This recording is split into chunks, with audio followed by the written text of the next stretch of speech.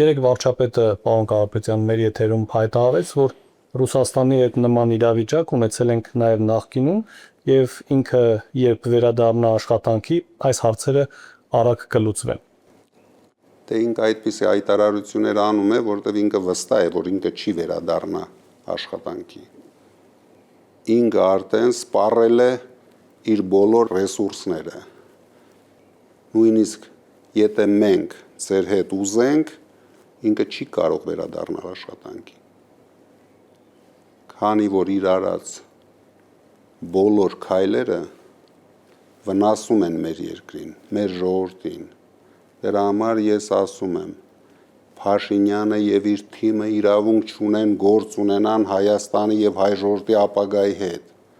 Իրենք ինչ կարողացել են անեն, իրենց վախկոտությամբ, իրենց թույլ կեցվածքով արդեն արել են,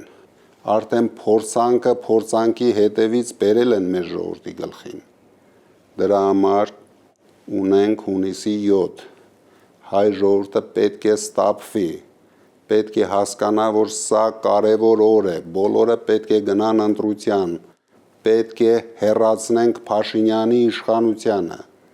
որպեսզի ունենանք անվտանգություն, որպեսզի ունենանք զարգացող տնտեսություն։ Դա է միակ ճանապարհը։